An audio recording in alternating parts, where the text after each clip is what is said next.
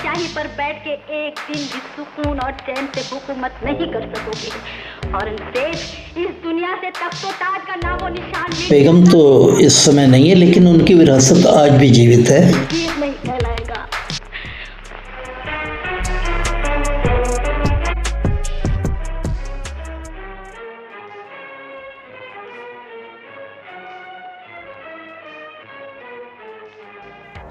नमस्कार दोस्तों, आज 13 अगस्त 2025। इस समय मैं रोशनारा बाग क्लब के अंदर हूँ। आज मैं आपको इस ऐतिहासिक क्लब, जो कि 2 साल के बाद पुनः खुल गया है, इसकी पूरी जानकारी, इसकी फाउंडेशन से लेके आज तक की पूरी जानकारी दूंगा। साथ ही इसके मैं रोशनारा बेगम के बारे में भी बताऊंगा आपको। अभी मैं आपको रोशनारा बेगम के, जहाँ उन्होंने अपने ज़िंदगी के आखिरी दिन व्यतीत किए थे, वहाँ भी लेकर चलूँगा। ये जो जगह है रोशनारा बाग, ये तकरीबन 6 किलोमीटर की दूरी पर है रेड फोर्ट से। रोशनारा बाग क्लब की स्थापना ठीक आज से 103 साल पहले सन 1922 में इस क्लब की स्थापना हुई। आज 13 अगस्त है, यानी कि 15 अगस्त सन 1922। जो क्लब के मेंबर हैं और जो नए बने हैं वो भी जानना चाहेंगे कि इसके आखिर फाउंडर मेंबर कौन थे। जो इंडियन साइड है उनमें थे, पहला नाम आता है राय बहादुर अम्बा प्रसाद, जो कि केमिकल के बिजनेस में थे। सेकंड नाम आता है सर शोभा सिंह, जो कि बहुत चर्चित भी रहे हैं और जो कि खुशवंत सिंह जी के फादर थे।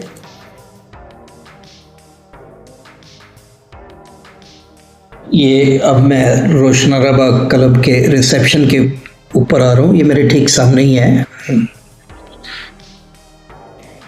ये जो शोभा सिंह जी हैं, ये की विटनेस थे शहीद भगत सिंह के केस में और सेकंड बटुकेश्वर दत्त के केस में।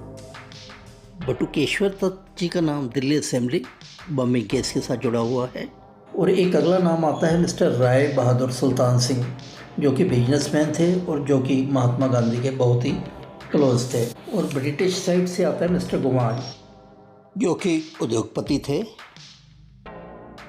और इन्होंने ही, मिस्टर गुवान ने ही इंडियन नेशनल एयरवेज बनाई थी। बाद में इंडियन नेशनल एयरवेज का मर्जर हो गया नेशनलाइज्ड इंडियन एयरवेज में। ये जो है, जो क्लब है, पृष्ठभूमि रहा है जवाहरलाल नेहरू जी की, डॉक्टर राजेंद्र प्रसाद की और डॉक्टर जाकिर हुसैन की। बीसीसीआई की भी ये पृष्ठभूमि रही है। सन 1928 में बीसीसीआई की यहीं पर स्थापना हुई थी, जिसका बेस था 1927 10 दिसंबर 1927 को रोशनारा क्लब में इसी जगह मीटिंग हुई थी।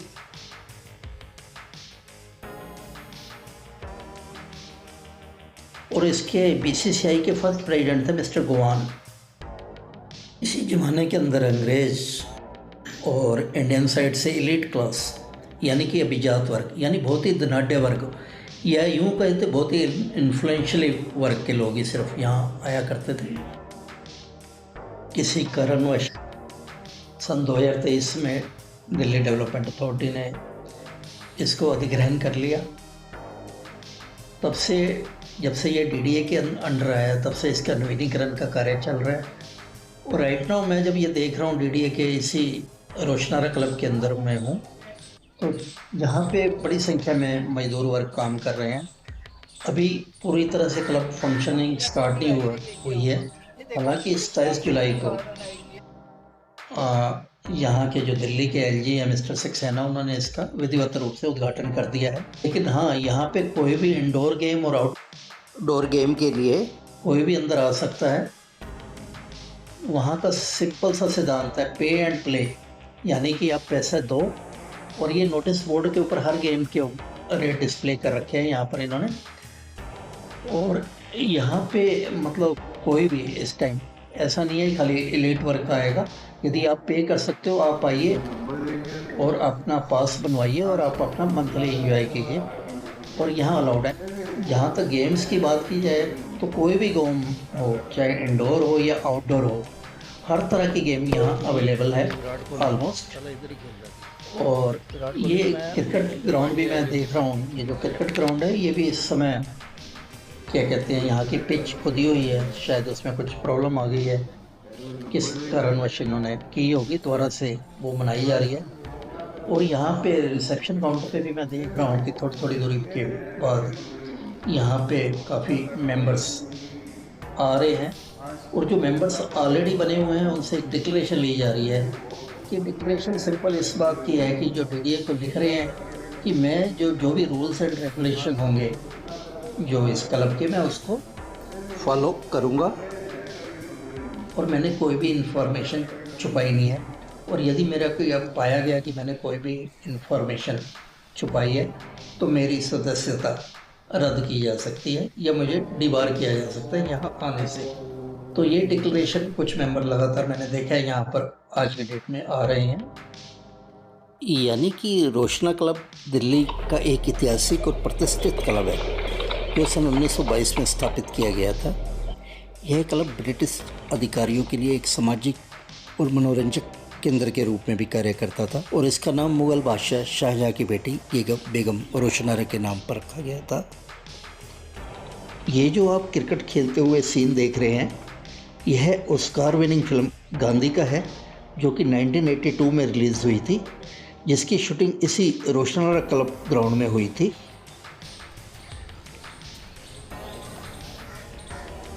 अभी क्लब का डाइनिंग एरिया और अन्य कुछ सुविधाएं जैसे लाइब्रेरी और अन्य कुछ जो सोना या स्टीम रूम वगैरह है वो पूरी तरह से चालू नहीं हुए हैं। लेकिन यहाँ एक बात ज़रूर है कि जो नवीनीकरण कार्य चल रहा है जो डीडीए द्वारा, वो बेहतरीन है। एक बार आपको यदि आने का मौका मिले तो आप ज़रूर आइए और देखिए। स्टाफ मैंने देखा है कि बहुत ही ज़्यादा, यहाँ तक कि जो रिसेप्शन के अंदर भी, जो उनके क्लब के रिसेप्शन रूम के अंदर भी स्टाफ बैठे हैं वो भी बहुत विनम्र है। बाहर रिसेप्शन रूम में ही नोटिस बोर्ड पे हर चीज़ डिस्प्ले कर रखी है ताकि किसी को असुविधा वगैरह ना हो। मैंने भी नोटिस बोर्ड की पिक्स लेके उस पर डाल दी है, जो भी आपको इन्फॉर्मेशन लेना चाहे आप ले सकते हैं। ये रोशना क्लब दिल्ली 7 के अंदर आता है और तकरीबन यूनिवर्सिटी से इसकी दूरी 2 किलोमीटर होगी। और जो मशहूर जो घंटाघर है दिल्ली का, पुरानी सब्जी मंडी के नाम से जाना जाता है, वहाँ से दूरी इसकी तकरीबन आधा किलोमीटर ही होगी।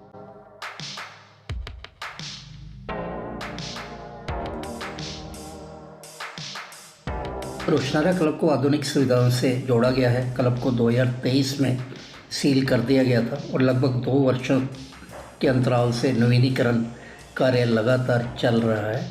अब ये आम जनता के लिए भी खुला हुआ है और इसके आउटडोर खेल सुविधाओं का उपयोग पे एंड प्ले मॉडल पर किया जा सकता है। क्लब की अन्य जानकारी के लिए आप उनको फ़ोन पर भी संपर्क कर सकते हैं। उनका फ़ोन नंबर है क्लब का 01123843094, जो रोशनारा क्लब है सुबह 6 बजे से रात के 12 बजे तक खुला रहता है। ये क्लब के नोटिस बोर्ड पर हर गेम की रेट लिस्ट है। संभवतः डीडीए ने इस क्लब को इसीलिए एक्वायर किया गया होगा ताकि इसकी जो ऐतिहासिक धरोहर है उसे बचाया जा सके।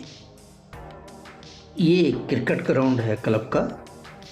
यहाँ पर किसी ज़माने में खूब रणजी ट्रॉफी मैचेस वगैरह हुआ करते थे।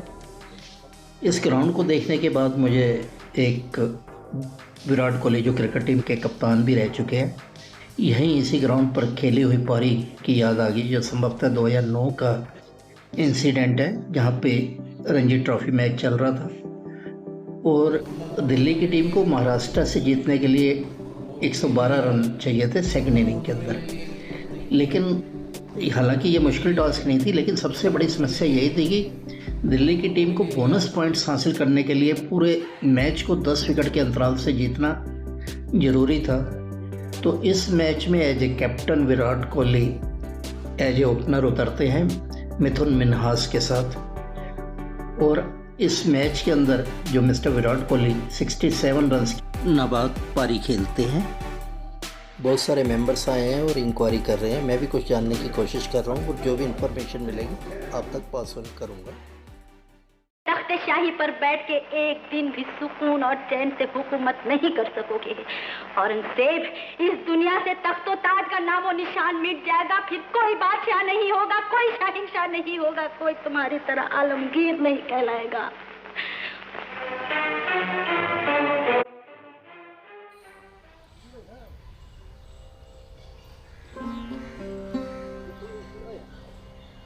फिर प्रिंसेस रोशनारा बेगम को याद करते हैं, जिसकी विरासत आज भी कायम है यहाँ पे। अब हम इस क्लब की साइड में और रोशनारा बाग की साइड में, इन दोनों के बीच में एक बाईलेन है जो डिवाइड करती है दोनों को। अब हम रोशनारा बाग की तरफ चलते हैं। रोशनारा बाग में हम पाएंगे कि जहाँ पर कि एक बहुत ही बेहतरीन बारादारी बनी हुई है, और यहाँ पे भी आजकल नवीनीकरण का कार्य बहुत ज़ोर शोर से चल रहा है और डीडी द्वारा किया जा रहा है। और आर्कियोलॉजिकल सर्वे ऑफ इंडिया ने वहाँ बोर्ड भी लगा दिया है कि इस परिसर के 300 मीटर तक कोई भी निर्माण कार्य कोई भी नहीं कर सकता, और यदि कोई भी पाया गया तो उसको कार्रवाई झेलनी पड़ेगी, जो भी कानून के अंदर प्रावधान है। और बहुत ही ब्यूटीफुल बन रही है। मैं तो कहता हूँ कि मतलब इतना ब्यूटीफुल है, हालांकि आज के टाइम में, यदि आज एज ऑन टुडे जब मैं बात कर रहा हूँ तो ये बंद है, यहाँ पे जाने की परमिशन नहीं है। कुछ लेबर काम कर रही है, कुछ सिक्योरिटी गार्ड है, लेकिन उसकी पुरानी विरासत जो रोशनारा बेगम है उसको कायम करने के लिए डीडी रात दिन अथक प्रयास कर रही है।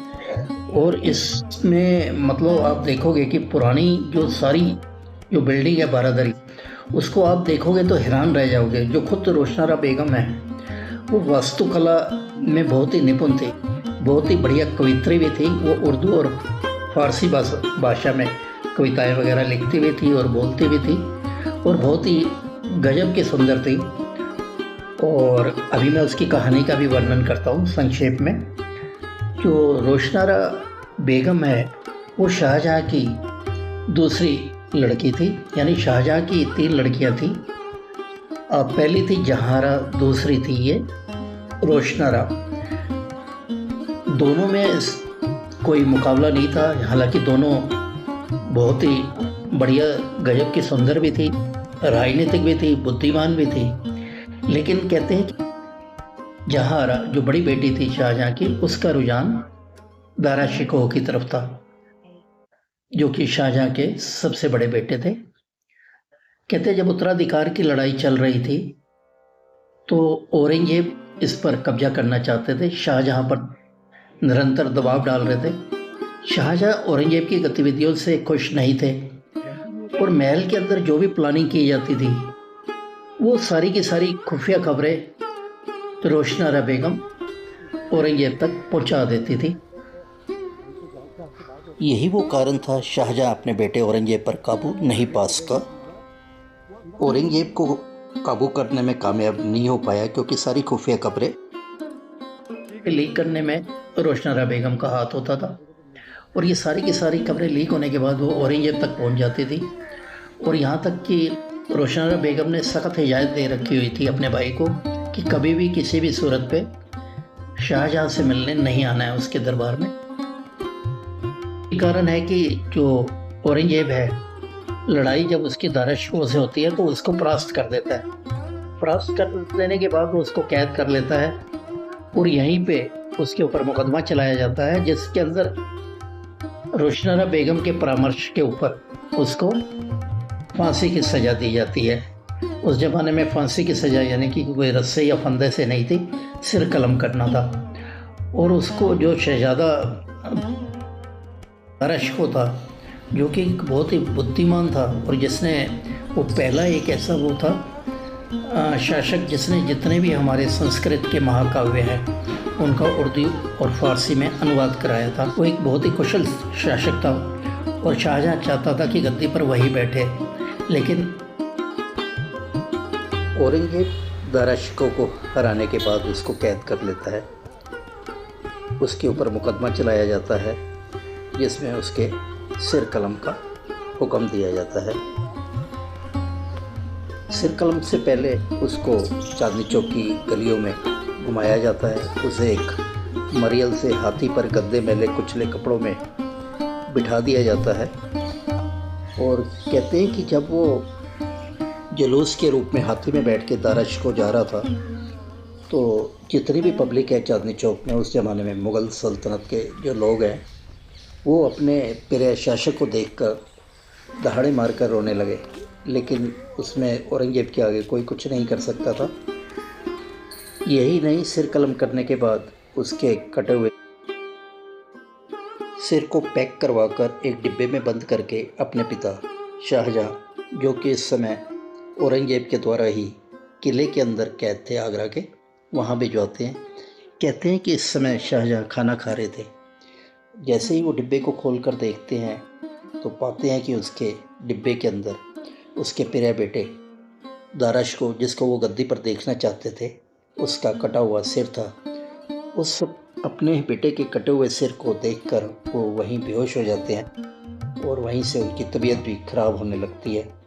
शाहजहाँ ज़िंदगी के आखिरी 7 साल इसी किले के अंदर बिताते हैं, वहीं पर उनकी मृत्यु होती है। रोशनारा बेगम ने भी अपनी ज़िंदगी के आखिरी लम्हे इसी बारादरी में बिताए।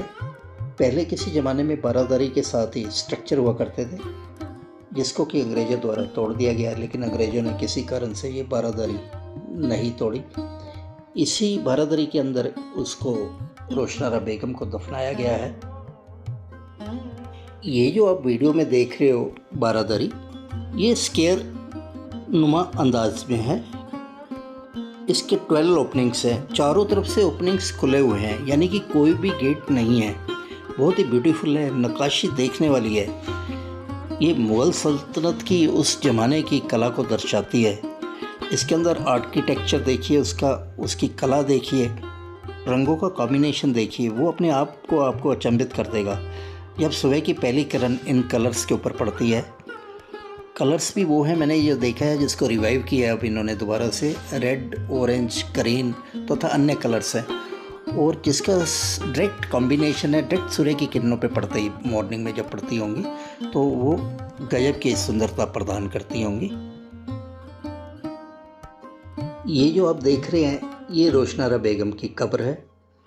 नॉर्मली आप देखते हो कि कब्र के ऊपर में एक कवरिंग दी जाती है, एक स्ट्रक्चर बनाया जाता है, लेकिन इसमें ये जो कब्र बनी हुई है रोशनारा बेगम की, ये ओपन है। यहाँ तक कि यहाँ की जो रूफ टॉप है इसका, कब्र के ऊपर का हिस्सा, वो भी ओपन है। रोशनारा बेगम अपनी बुद्धिमत्ता और राजनीतिक समझ के लिए जानी जाती थी। रोशनारा बेगम को कविता का भी शौक़ था और वे कवित्री भी थी। उन्होंने मुग़ल दरबार में एक महत्वपूर्ण भूमिका निभाई थी। इतिहासकारों के अनुसार रोशनारा बेग और औरंगज़ेब के बीच अच्छे संबंध थे। औरंगज़ेब ने उन्हें सम्मान दिया और उन्हें पातशाह बेगम की उपाधि दी, जो उस समय का सबसे महत्वपूर्ण खिताब हुआ करता था। रोशनारा बेगम धार्मिक भी थी और दान पुण्य में रुचि रखती थी। रोशनारा बेगम का जीवन मुग़ल इतिहास का एक महत्वपूर्ण हिस्सा है और उसकी कहानी उस समय की महिलाओं की भूमिका और उनके प्रभाव को दर्शाती है।